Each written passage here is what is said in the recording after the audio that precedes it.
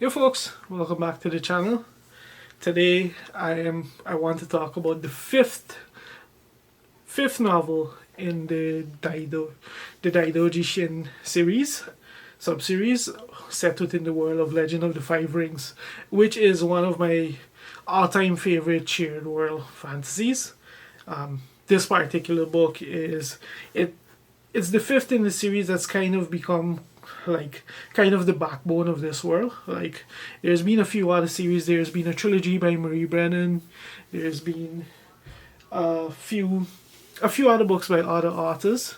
But this one is like it's it's like 5 books out of 14 or 15 that have already been released. It's kind of like the core attraction of the series, and it's essentially it follows a nobleman of the Crane clan who's like he's kind of a bohemian character, and he's an amateur sleuth, and he's been exiled more or less to the city of the Rich Frog, to take up he, ostensibly to serve as like a representative of the clan in for their trading interests, but within the dynamics of the clan politics, he's essentially been exiled into a backwater.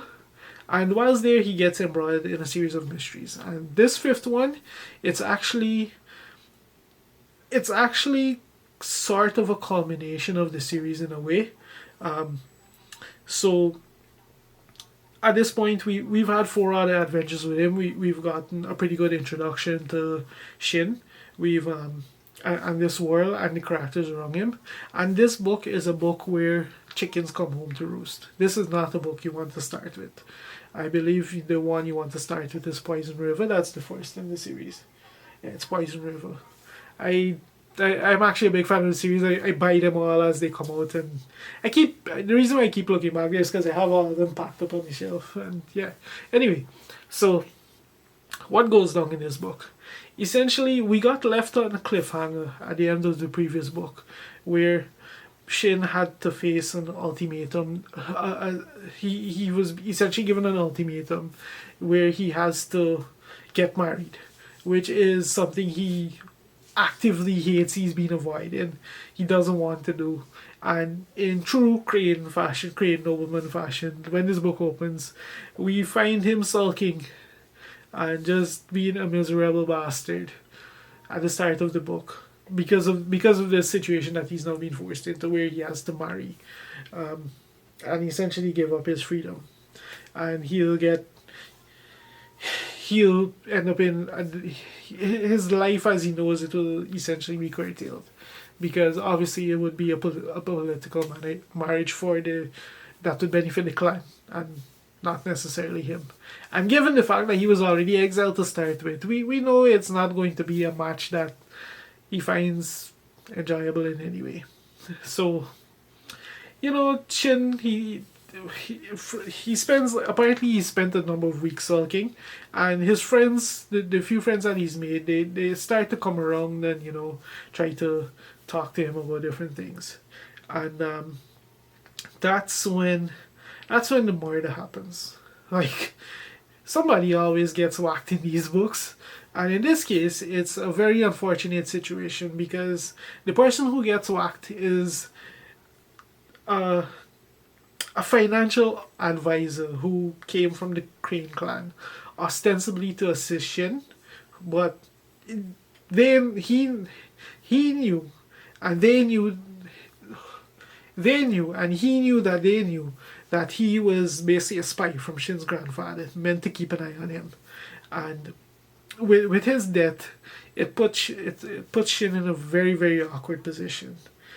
And it's made all that much worse when he finds out that the Crane clan was literally days away from the city. A delegation from the Crane clan was days away from the city to essentially deal with Shin once and for all. So things escalate very quickly in this book, and throughout the entire book, for the majority of the book, this may be one of the first cases where we see Shin fully on the back foot. Like, he never quite managed to get his bearing. He's very reactive. usually with the usually with the mystery, there is an element of reactivity to it. Not obviously, because you're investigating things that have already happened.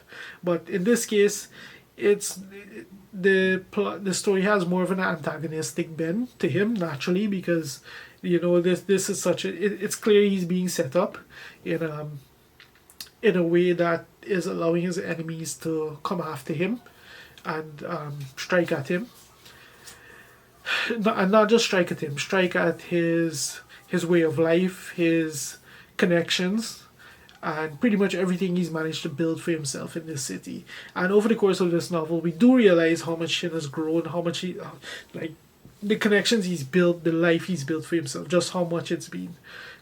It's something that tends to happen off screen quite a lot, to some extent, and over the course of this novel, as Shin's life slowly gets dismantled all around him, realize just how integrated he's become, and just how happy he's become in the life that he's built in this exile. So to see that entire structure get deconstructed was pretty. It was emotional to an extent. It's like, imagine watching your entire life get destroyed all around you because of factors outside of your control, because and you're never quite given the benefit of the doubt. You're never quite given a chance to defend yourself, and obviously there's that aspect to it. Aside from that, his enemies do kind of set out to finish him off once and for all. It's an attack on multiple fronts. He has the more antagonistic elements of the Daidoji clan striking at him. He has the puppeteer in the background, arranging killers to come after him, after his associates, these kind of things, track them, and that kind of thing. There is like this is the first novel where not everyone from Shin's team makes it out alive, and it's pretty brutal. And we're not just talking about one person. Like, even the relationships that he has, they don't survive in their current form. At least they don't survive this particular story. So it's quite intense, both in terms of the sequence of events that happens, and the emotional, the more emotional and the more character driven side of the story. So it's quite intense. It's quite fast paced, because when things start to happen, they start happening in pretty much a flurry, and Shin is never quite given the opportunity to regroup and attempt to counter strike at whoever it is that's slowly dismantling his life.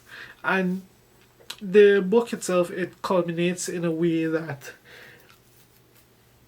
and this is where I love what Josh Reynolds does with us. It culminates in what seems like an obvious solution to his problems, but then we get a twist that I don't think anyone expected, and then we get a reversal of that twist. Like, it's pretty wild. It was pretty. I got whiplash after a while, because you're like, okay, this sucks, but it is what it is, and then you find out, wait, what? It can happen after all, and it was just whiplash, because at this point, you're.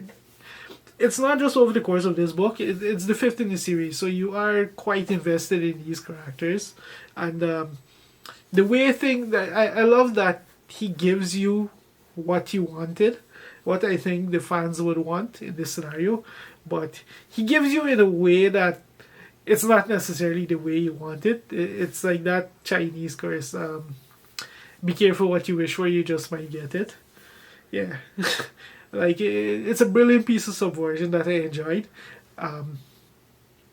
And yeah, what else can I say? This book is mainly, at this point, this book is mainly about the writing and the characterization and the strength of the plot. And they were all brilliantly handled, because at the end of the day, this is a shared world. It's what you realized already.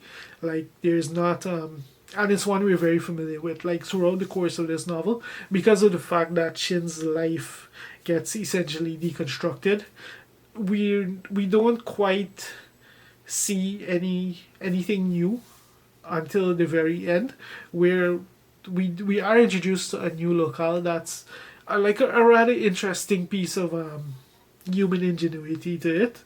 I like that very much, and in terms of the world building. But yeah, like this is a pretty serious book for fans of the series. It's definitely not one to miss, and unfortunately, it does kind of read like a wrap up of sorts. So I sincerely hope that's not the case because I love these books a lot, a lot, a lot, and I would be pretty bummed out if it turns out that it is the case that this is the last book in the Legend of the Five Rings shared world that we're gonna see, because I did notice that usually by this time of the year they would have already like posted at least the title for the first book that will be coming out next year in this shared world, and there's been no update on the website about that as yet. So I'm hoping it's not the case where this is the last book in the series, but it does wrap up quite a few threads, and it does feel like it. It very much does feel like a finale. So be warned about that. This is potentially the end of the Daidoji Shin series, and potentially the end of Legend of the Five Rings as a shared world, because I don't see any, on the website at least at this point in time that I'm filming, I don't see any more books listed as forthcoming.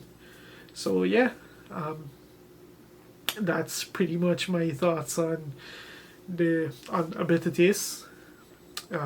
Wonderful wrap up to what's been a fun series, and yeah, I guess I'll see you when I see you.